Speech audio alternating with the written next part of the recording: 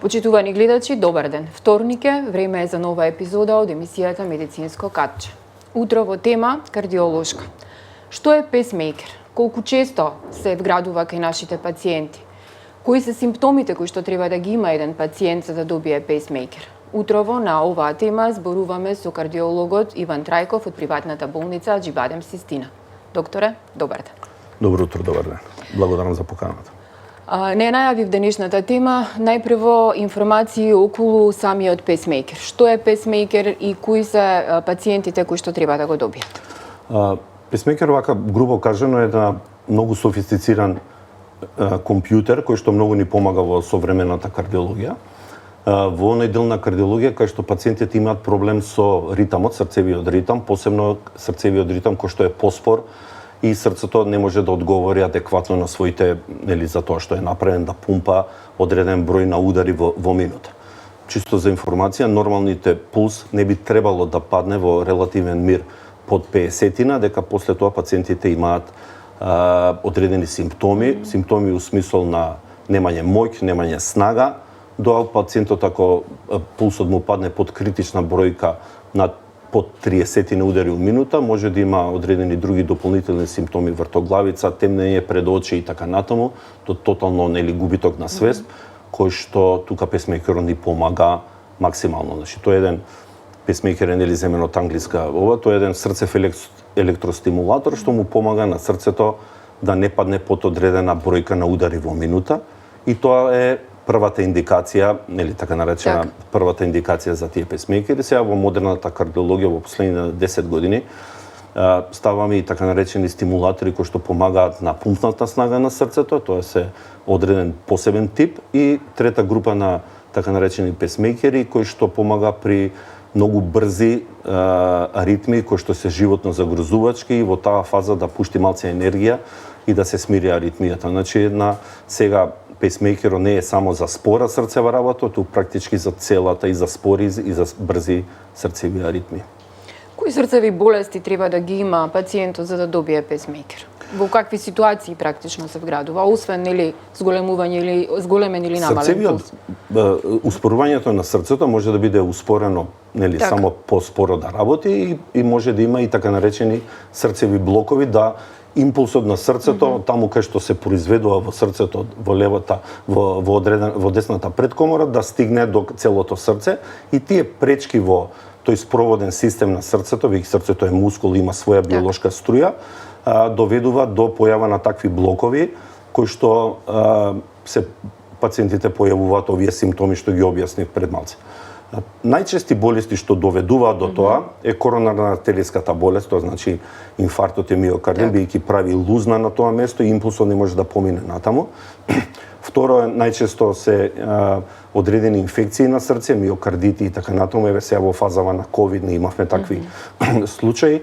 Трета работа е неконтролиран покачен крвен притисок, шеќерна болест. Сите оние фактори што го влошуваат срцето може да донесе до намалувањето на срцевиот пулс. Постојат друга група на лекови, група на болести, односно вродени срцеви аритми и срцеви блокови, кои што многу рано треба да ги препознаеме. И има така наречени стекнати, овие што ги кажавме понатаму. Значи, една широка палета, практички нема еден ризик фактор за појава на спора срцева работа. Околу возраста и песмейкерот, дали се вградува, на која возраст најчесто се вградува, дали се вградува песмейкер кај деца, и кој е најстариот и најмладиот пациент кај кој што имате вградено песмейкер? Значи, возраста не е фактор за ставање на песмейкер, туку индикацијата. Значи, пациентот ако има болест на срцето, кој што има потреба од поставување на пейсинг систем, има потреба. Ја доаѓам од приватна болница Аџибадем Систина, кај што имаме и детска кардиохирургија, и за жал ставаме на многу мали деца, значи годишно на неколку дечиња под еден месец поставуваме одреден песмейкер за да се подобри пумпната снага и ритамот.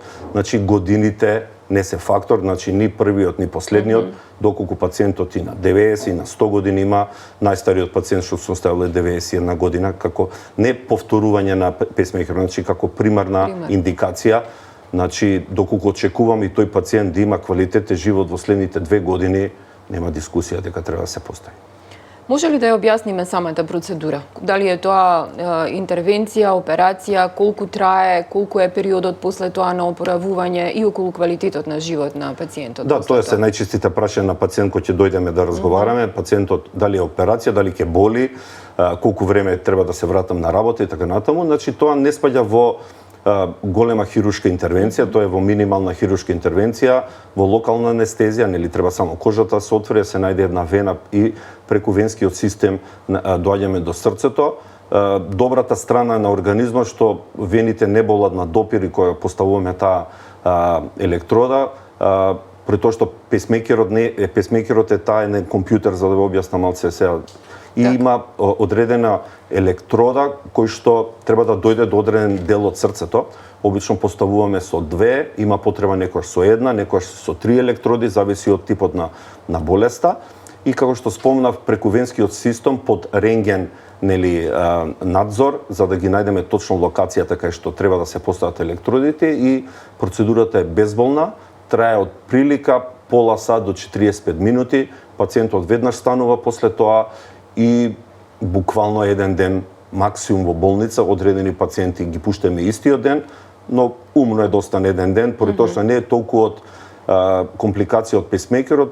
Локалното место на крварење, бидејќи пак се отвара кожа, обично се става во регијата помеѓу мускулот рамениот и пекторалниот мускул во оваа длавнина, кај што најмалце смета.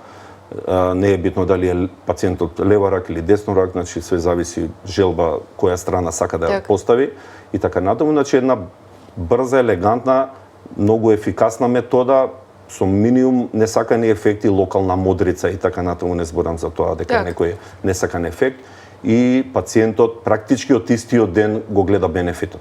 Апсолутно. Околу квалитетот на живот после тоа, нели често пати се поставува прашање, бидејќи станува збор за метал, титкали по аеродроми, зуили, околу начинот на функционирање после тоа треба ли да внимава, бидејќи сепак кај нас балканци сме, па секоја интервенција приближно до срце е малтене пред крај на живот се прави. Така да околу тоа ме интересира колку е квалитетот на живот после тоа нормален.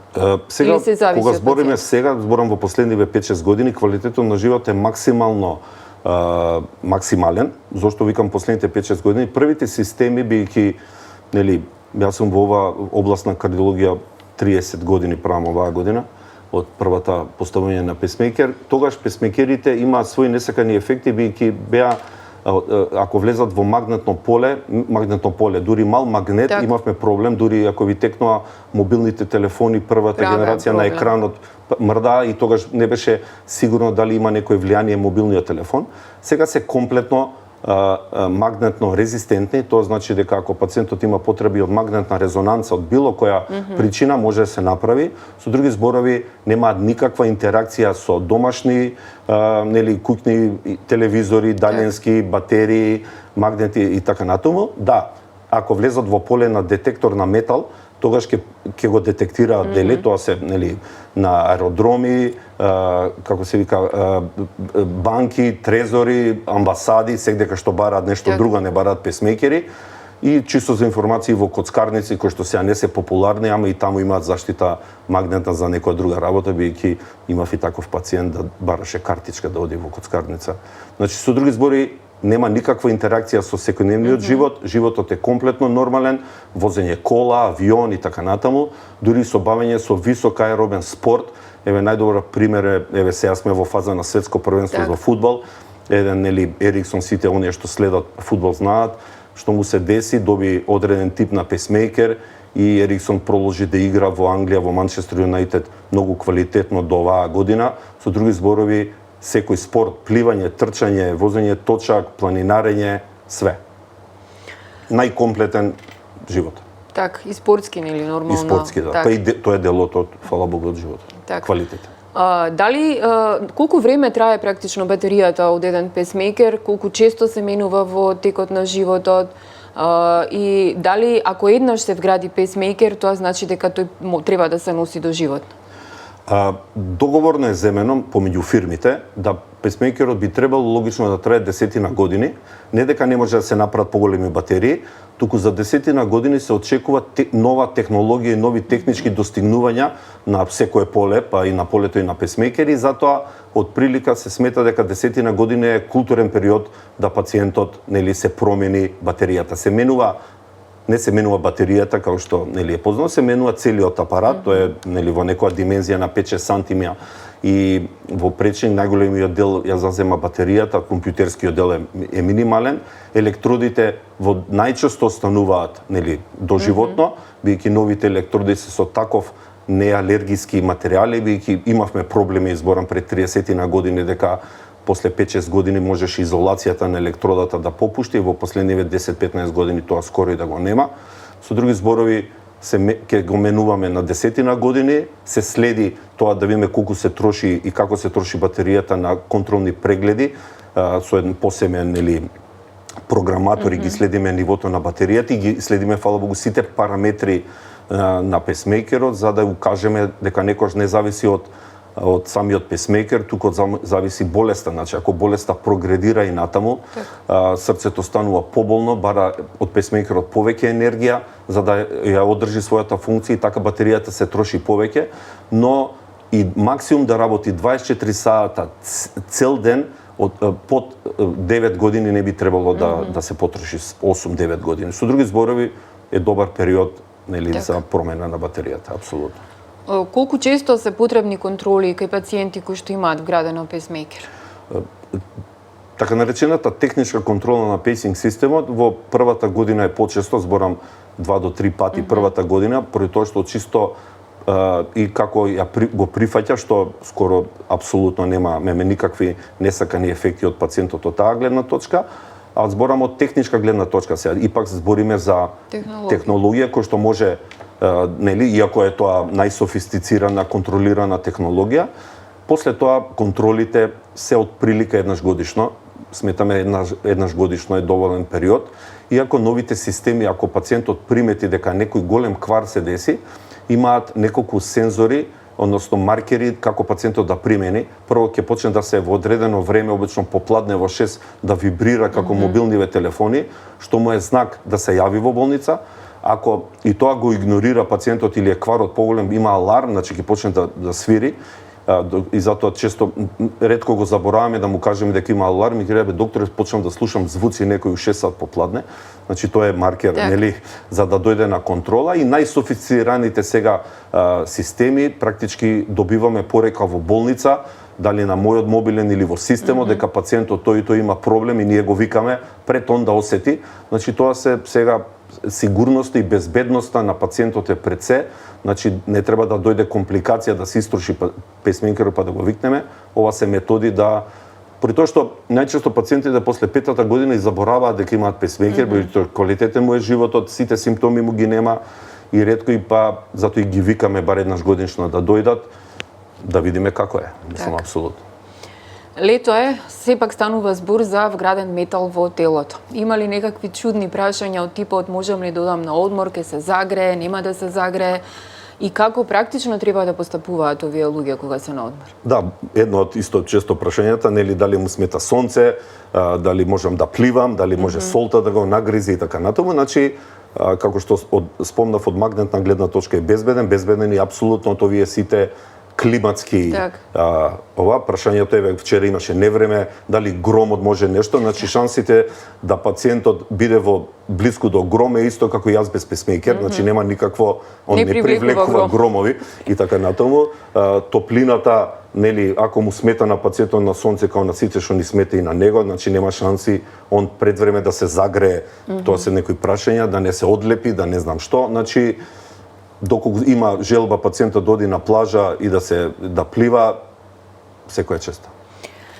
Има ли некакви предрасуди околу тоа да треба да вградат песмейкер, меѓутоа има некои заблуди кај пациентот, па ве прашуваат, се информираат и на крај одбиваат? Што во таков случај? Порано имаше тоа помалце, бијќи единствена информација беше комшив како има песмейкер. Сега доктор Google е огромен нели информатор на пред се на добри вести, ама најте некош несаканите вести први искачат. и така натаму. И да, од 7-8 милиарди луѓе на земјава негде ќе има несакан ефект, фала Богу, од песмекерот и тоа прво се фаќаат, нели? Може електродата да се откачи, може апаратот да се истроши пред време и така натаму. Сите се овие што ви ги спомнав претходно сигурнисни, нели? И на крај доаѓаме до заклучок дека пациентот стварно некојаш да, он може ќе одложи интервенцијата, ќе види дека симптомите, обично прашува дали може со таблетка нешто, дали може со некоја интервенција, дури се посклони некоја хирургија да направат поголема него песмекер кој што е практички амбулантска интервенција, но на крај најчесто пациентите се враќаат да се заврши работата бидејќи симптомите се тоа што му го прават неквалитетен животот. Не зборам за оние пациенти кои што се апсолутно индицирани, практички спората и блокови кај што срцето практички прекинува неколку секунди да работи и пациентот паѓа и тоа се и падот и може да се повреди, обично нели паѓаат во околу тврди предмети и така натаму, па правиме дополнителни нели компликации.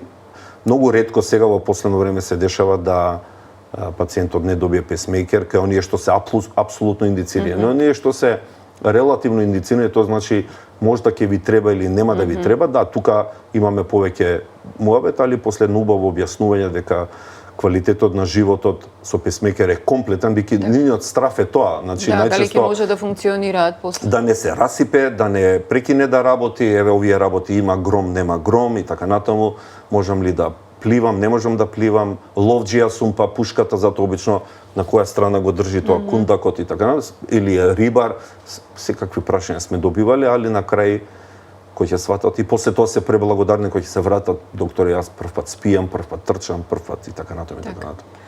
Докторе, темата е многу голема, меѓутоа времето ни е кратко. За крај на интервјуто еден совет до сите идни па и сегашни пациенти. Што треба да прават, нели прво контакт со кардиолог и потоа да ги следат, предпоставувам, инструкциите ваши за понатаму. Да, независно од песмекер, зборам за кардиоваскуларни болести, да, кардиоваскуларни болести, нели се уште за жал е број еден приказка кој што треба, нели, да, и така натаму, нели, како што коронарна артериската болест, така и сега срцевата слабост зависна од, за жал, промена на начинот на живот. Ние се повеќе гледаме обезни пациенти, повеќе шеќерна болест, притисок и така натаму, доколку овие три фактори а можеме да ги контролираме, пациентот има апсолутно, нели, бенефит од таа гледна точка. Живееме во ера на лекови кои што ги немавме пред 5 години, зборам за дури превенција, значи да не дојде до срцева слабост, да не дојде до бубрежна слабост, бидејќи сега имаме лекови со комбинација кај што се одложува диализа 15 години. Тоа знаете каков бенефит и за државата, а не за пациентот 15 години. Со други зборови, сите оние кои се прифаќаат, нели, овие намалат ризик фактори во покрај стоп на пушење, физичка активност и така натаму, ќе бидеме и ние подобри доктори, они подобри пациенти, бидејќи и ние докторите, нели, сме пациенти, бидејќи ако ние не даваме добар пример, нема никој да не слуша, ама сме многу подобри. Животот е проложен и во Македонија 80 годишни пациенти имаме кои што се качуваат секој ден на водно, што сигурно го немаше пред 20-30 години. Докторе, ви благодарам за гостувањето во Слободен печат. Вие, почитувани гледачи, останете со нашата програма, следете го нашето веб издание и секако очекувајте го издавањето на нашиот весник. Ви благодарам за вниманието.